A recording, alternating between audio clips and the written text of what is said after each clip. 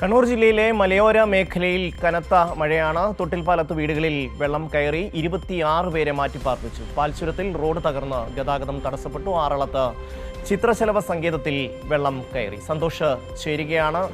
സന്തോഷ്, വലിയ മഴയാണ് കണ്ണൂർ ജില്ലയിൽ അനുഭവപ്പെട്ടത്. പല സ്ഥലങ്ങളിലും വെള്ളം കയറി, ചില സ്ഥലങ്ങളിൽ മണ്ണിടിച്ചിലുണ്ടായി. എന്തൊക്കെയാണ് സാഹചര്യം? ഷമ്മി, കണ്ണൂർ ജില്ലയിലും കനത്ത മഴ തുടരുന്ന സാഹചര്യം തന്നെയാണുള്ളത്. ഇന്നലെ രാത്രി മുതൽക്ക് തന്നെ അതിശക്തമായ മഴയാണ് കണ്ണൂർ ജില്ലയിൽ, പ്രത്യേകിച്ചും മലയോര മേഖലയിൽ തുടരുന്നത്. ഈ കനത്ത മഴയിൽ മലയോര മേഖലയിലെ ഈ തോടുകളും പുഴകളുമെല്ലാം തന്നെ കരകവിയുന്ന ഒരു സാഹചര്യമാണ് ഉണ്ടായിട്ടുള്ളത്. ഉളിക്കൽ പഞ്ചായത്തിലെ മാത്രം 4 പാലങ്ങൾ ഇപ്പോൾ വെള്ളത്തിനടിയിലായിട്ടുണ്ട്.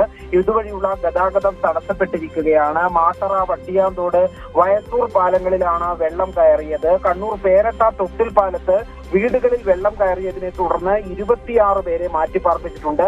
ആറളം ഫാമിന്റെ 13-11 ബ്ലോക്കുകളിൽ വെള്ളം കയറി അവിടെയുള്ള ആളുകളെ തൊട്ടടുത്ത അംഗൻവാടിയിലേക്കാണ് മാറ്റിപ്പാർപ്പിച്ചിരിക്കുന്നത്. കോളിത്തട്ടിൽ അതിശക്തമായ മണ്ണിടിച്ചിലും മലവെള്ളപ്പാച്ചിലും ഉണ്ടായി. അവിടെ വനമേഖലയിൽ ഉരുൾപൊട്ടിയിട്ടുണ്ടോ എന്നുള്ളത് സംശയമുണ്ട്. അക്കാര്യം സ്ഥിരീകരിച്ചിട്ടില്ല.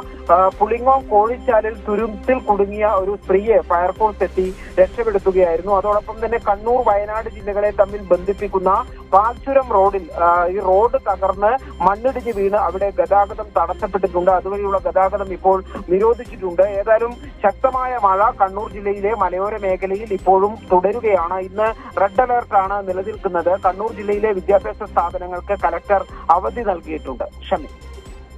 സന്തോഷ്, മലയോര മേഖലയിൽ മഴ തുടരുന്ന ഒരു സാഹചര്യത്തിൽ മഴ മുന്നറിയിപ്പ് വന്നിട്ടുണ്ട്. ഏതെങ്കിലും തരത്തിലുള്ള നാശനഷ്ടങ്ങൾ, മറ്റ് ആളപായം അങ്ങനെ എന്തെങ്കിലും റിപ്പോർട്ട് ചെയ്യപ്പെട്ടിട്ടുണ്ടോ?